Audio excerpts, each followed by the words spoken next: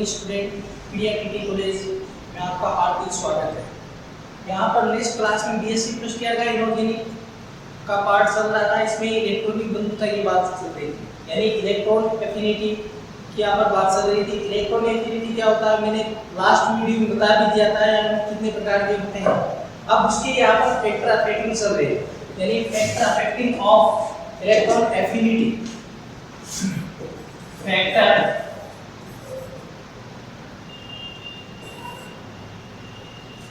affecting of electron affinity, electronic बंधुता को प्रभावित करने वाले कारक, प्रभावित करने वाले। अब इसमें आपके 3-4 फैक्टर अफेक्टिंग है। फर्स्ट यहाँ पर इसका एटॉमिक साइज, एक नंबर एटॉमिक साइज यानी परमाणु आकार। दूसरा आपका था शील्डिंग, सॉरी दूसरा यहाँ पर आपका था प्रभावी नाभिकीय आवेश, जिसको बोलते हैं इफेक्टिव न्यूक्लियर चार्ज, जिसको जेड से भी रिप्रेजेंट करते हैं, अर्थात आवेश, प्रभावी नाभिकीय आवेश, प्रभावी नाभिकीय आवेश।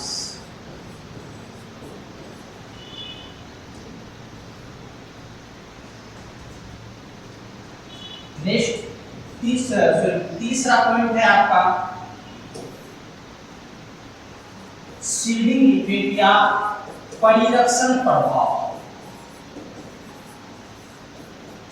और चौथा आपका है यहाँ पर अर्धपूरित या पूर्णपूरित कक्षकों का स्थायित्व,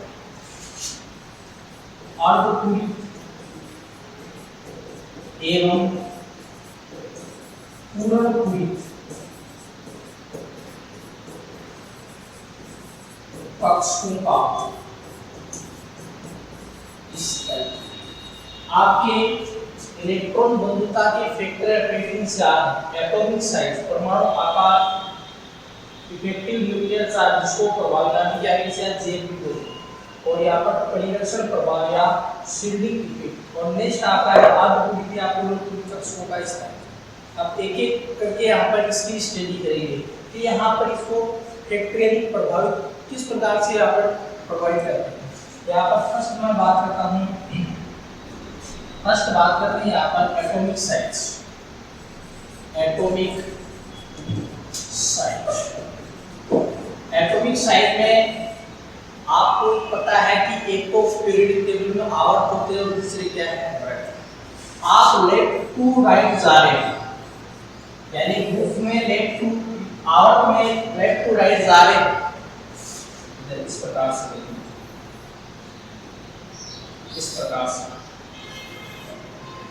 आप वर्ग में लेफ्ट टू राइट जा रहे हो, तब आपकी इलेक्ट्रॉनिक बंधुता क्या हो जाएगी, बढ़ती। और आप आवर्त में, ये वर्ग है, आवर्त में ऊपर से नीचे टॉप टू बॉटम आ रहे हो, तो यहाँ पर इलेक्ट्रॉनिक बंधुता क्या हो जाएगी आपकी, घटती। ये सिस्टम होता है। अब आपको पता है कि इलेक्ट्रॉनिक बंधुता बढ़ेगी तो उसका मतलब है कि उसका आकार भी क्या हो जाएगा, यहाँ पर कम हो जाएगा। और आपको पता है कि आकार जहां पर कम होगा वहां पर जेड की वैल्यू क्या हो जाएगी, यहाँ पर डिक्रीज। दूसरा, आप आवर्त में लेफ्ट टॉप टू बॉटम में ऊपर से नीचे आ रहे हो, तो यहाँ पर आकार में यहाँ पर क्या हो जाएगी, आकार यानी size increase, sorry size increase होगा। और साइज इंक्रीज हो जाने के कारण आपका जो जेड की वैल्यू है वो आपकी डिक्रीज, ये तो होता है आपका फर्स्ट एटॉमिक साइज। आप किसी पीरियोडिक टेबल में लेफ्ट टू राइट जा रहे हो, यानी यहाँ पर ये वर्ग है, टोटल आपके वर्ग है आपके 18 और आवर्त है आपके 7।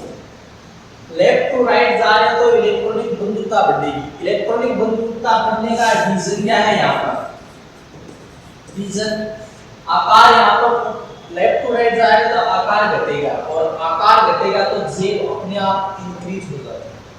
दूसरा यहाँ पर इलेक्ट्रॉनिक बंधुता, सॉरी इसकी आवर्त की बात करें तो आवर्त में टॉप टू बॉटम यानी ऊपर से नीचे आओगे तो यहाँ पर इलेक्ट्रॉनिक बंधुता, कहने का मतलब इलेक्ट्रॉनिक बंधुता डिक्रीज हो जाएगी। कोषों की संख्या जैसे जैसे बढ़ती जाती है तो यहाँ पर इलेक्ट्रॉन एफिनिटी क्या हो जाती है? डिक्रीज हो जाएगी। और इलेक्ट्रॉन एफिनिटी डिक्रीज होने के कारण यहाँ पर आकार में भी क्या हो जाएगा? वृद्धि, यानी कोषों की संख्या बढ़ रही है और आकार में वृद्धि होगी तो जेब क्या हो जाएगी? अपने आप डिक्रीज। फर्स्ट पॉइंट तो आपका। अब नेक्स्ट पॉइंट आपका है प्रभावी नाभिकीय आवेश। प्रभावी नाभिकीय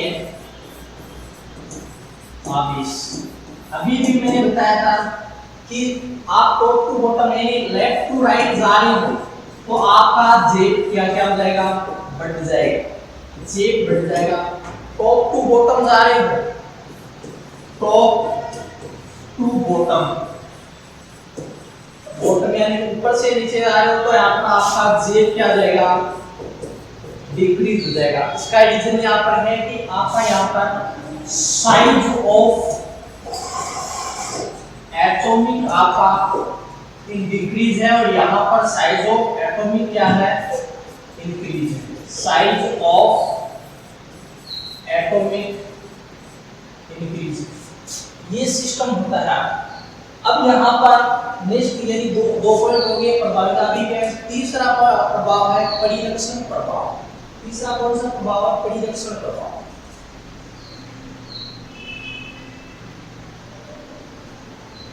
परिलक्षण यानी इसका परिलक्षण प्रभाव, परिलक्षण प्रभाव आपका इलेक्ट्रॉनिक बंधुता बढ़ रही है तो आपका शील्डिंग इफेक्ट क्या हो जाएगा? शील्डिंग इफेक्ट घट जाता है। और यहाँ पर इलेक्ट्रॉनिक बंधुता आपकी घट रही है तो यहाँ पर शील्डिंग इफेक्ट क्या हो जाएगा? इंक्रीज हो जाएगा। तीसरा पॉइंट, तीनों पॉइंट समझ में आ गया। अब नेक्स्ट पॉइंट चौथा है आपका अर्धपूरित और पूर्णपूरित कक्षों का स्टाइल। ये इंटरेस्टिंग टॉपिक है। अर्धपूरित चौथा पॉइंट, अर्धपूरित एवं पूर्णपूरित कक्षों का स्टाइल। एक बार मैं सभी एलिमेंट के यहाँ पर नाम लिख देता हूँ। बोरोन, एल्यूमिनियम, गैलियम, गैलेनियम और थेलियम। Sn और Pb। इसके बाद में NPAS, Sb, Vi। इसका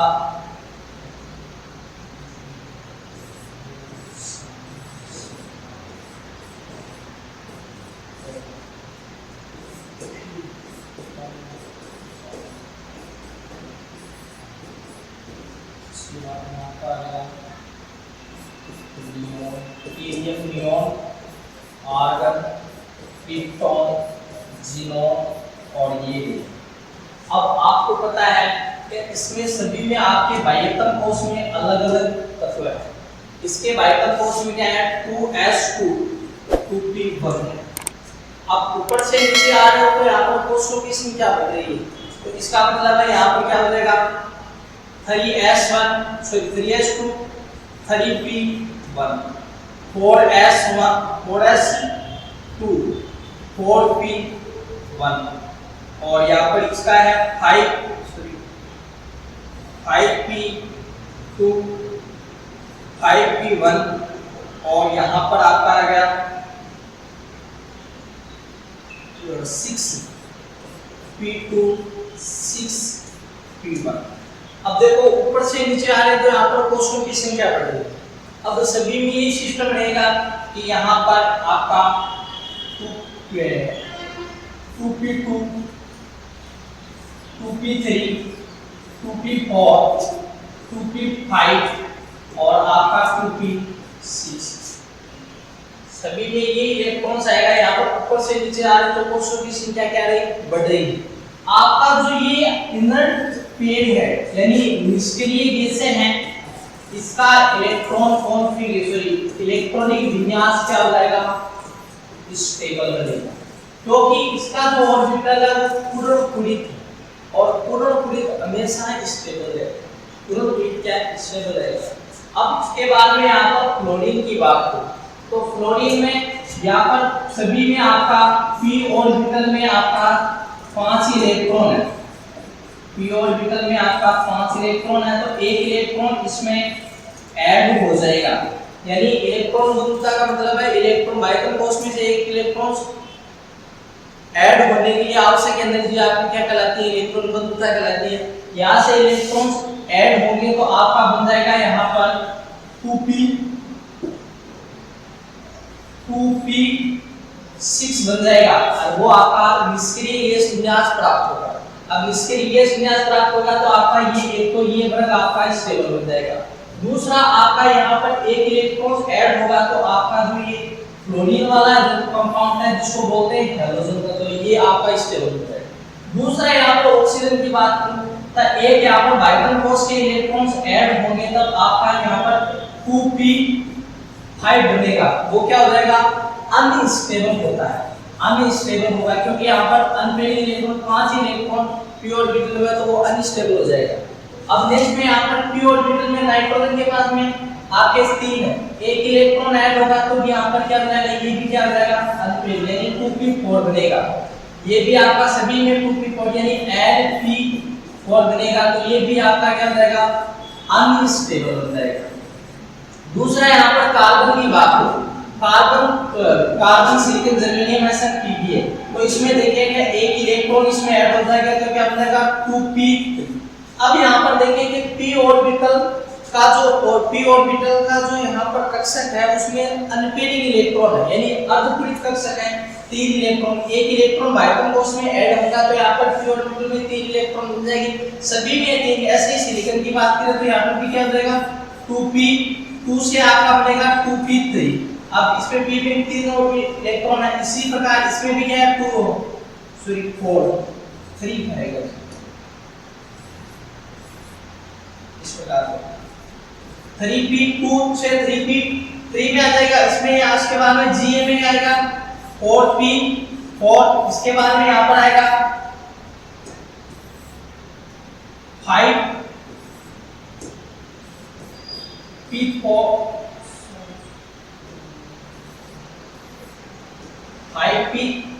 और 5p3 और इसमें आएगा 6p3। अब सभी में देखें तो आपका p ऑर्बिटल में 3 इलेक्ट्रॉन है और आपको जो 3 इलेक्ट्रॉन है वो आपका अर्धपूरित है और अर्धपूरित होने के कारण आपका स्टेबल कंपाउंड बनेगा। कहने का मतलब ये तत्व है वो आपका स्टेबल। अब बोरोन परिवार को देखें तो बोरोन परिवार में एक इलेक्ट्रॉन ऐड होगा तो आपका बनेगा 2s2 2p2 तो यहाँ पर ये अनस्टेबल। अब आपका एक तो बन जाएगा थर्ड ए वाला, उसके बाद में फोर्थ ए और 5a और 6a 7a और यहाँ पर नेक्स्ट वन आ गया है 8 6 और 8। अब स्टेबल कौन से तत्व मिले हैं, एक तो आपका बनेगा क्लोरीन वाले जो हैलोजन तत्व है, दूसरा निष्क्रिय यानी इसका ऑर्बिटल पूरा भरा हुआ, ऑर्बिटल पूरा भरा होने के कारण आपका जो ये हैलोजन तत्व है ये स्टेबल इलेक्ट्रॉनिक विन्यास डिटरमाइन करेगा। उसके बाद में यहाँ पर जो हैलोजन कंपाउंड एक इलेक्ट्रॉन ऐड होते हैं यहाँ पर निष्क्रिय गैस विन्यास प्राप्त हो जाएगा। उसके बाद में आपका जो सेकंड कार्बन परिवार है इसमें एक इलेक्ट्रॉन ऐड होंगे तो वो अर्धपूरित कक्षक के द्वारा यहाँ पर स्टेबल हो जाएगा। यानी या तो अर्धपूरित कक्षक के द्वारा स्टेबल बनेगा या पूर्णपूरित के द्वारा स्टेबल बनेगा। तो कौन कौन से तत्व आ गए यहाँ पर एक बार मैं साफ बता देता हूँ। उसमें एक तो आपका जो कार्बन परिवार है, यानी पी ब्लॉक में आपके कार्बन, सिलिकॉन, जर्मेनियम, Sn और Pb। दूसरा यहाँ पर हैलोजन, क्लोरीन, ब्रोमीन और आयोडीन। उसके बाद में नियोन, आर्गन, क्रिप्टॉन, जिनॉन और आपका रेडियम। अब देखोगे इसमें एक इलेक्ट्रॉन्स ऐड होगा, यानी बाइटम क्रॉस में से एक इलेक्ट्रॉन ऐड होगा तो इसका इलेक्ट्रॉन कॉन्फ़िगरेशन क्या होगा 2s2 एंड 2p3। अब यहाँ पर ये 3s2 3p3, ये 4s2 4p3 और ये 5s2 5p3। यहाँ पर pb आ गया 6s2 6p3। अब सभी में आपका p ऑर्बिटल में क्या है, अर्धपूरित कक्षक है, और अर्धपूरित कक्षक होने के कारण इसका स्थायित्व क्या हो जाएगा, अधिक हो जाएगा, स्थायित्व अधिक हो जाएगा। p ऑर्बिटल का एक तो आपका फोर्थ वर्ग के तत्व जिसको कार्बन फैमिली के नाम से भी जानते हैं। दूसरा यहाँ पर क्लोरीन तत्व है। क्लोरीन तत्व में एक इलेक्ट्रॉन्स ऐड हो जाए तो यहाँ पर सभी में आपका निष्क्रिय इलेक्ट्रॉनिक विन्यास प्राप्त होता है। क्या होता है, निष्क्रिय इलेक्ट्रॉनिक विन्यास, गैस विन्यास प्राप्त होगा, और निष्क्रिय गैस विन्यास प्राप्त होने के कारण आपका ये भी क्या है, स्टेबल हो जाएगा। पहले का मतलब यहाँ क्लोरीन की बात करें तो 2s2 2p5 था, अब एक इलेक्ट्रॉन ऐड हो गया तो यहाँ पर क्या बन जाएगा, 6 बन जाएगा। तो ये ऑर्बिटल निष्क्रिय विन्यास के द्वारा बन जाएगा। अब नेक्स्ट वाला में आपका जो क्षारीय वर्ग के तत्व है, इसका ऑर्बिटल पूरा भरा हुआ है, और पूरा भरा होने के कारण आपको जो स्टेबल इलेक्ट्रॉन कॉन्फ़िगरेशन मिलेगा, स्टेबल कॉन्फ़िगरेशन मिलेगा। इसलिए यहाँ पर 3 तत्व है, सॉरी 3 आपके वर्ग है, फोर्थ ए वर्ग और आपका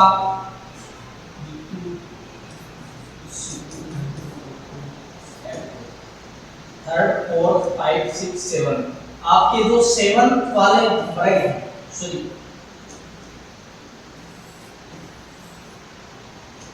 7 वाले वर्ग हैं, वो आपका क्लोरीन तत्व ज्यादा स्टेबल बनेगा।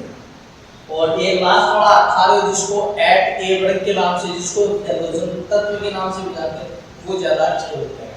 अब 3 स्टेबल बनेगा तो आपकी इलेक्ट्रॉन एफिनिटी क्या हो जाएगी, बढ़ जाएगी। और ये बातें थी इलेक्ट्रॉन एफिनिटी की। इसके फैक्टर पेटिंग 4 दोबारा सुन लो। एटॉमिक साइज है, दूसरा यहाँ पर शिल्डिंग इफेक्ट, तीसरा यहाँ पर प्रभावनाभिक क्या है जिसको जेल से भी रिप्रेजेंट करती है, और चौथा आपका है इसका स्थायित्व किस प्रकार से होगा, अर्धपूरित कक्षक या पूरित कक्षक के द्वारा।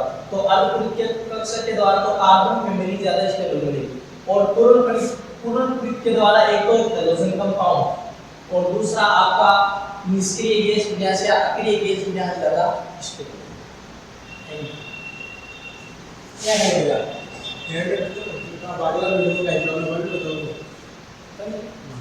अब नेक्स्ट यहाँ पर वीडियो में आपका आयनन विभव इलेक्ट्रॉनिक सॉरी विद्युत ऋणता आयनन विभव के बारे में हम चर्चा करेंगे।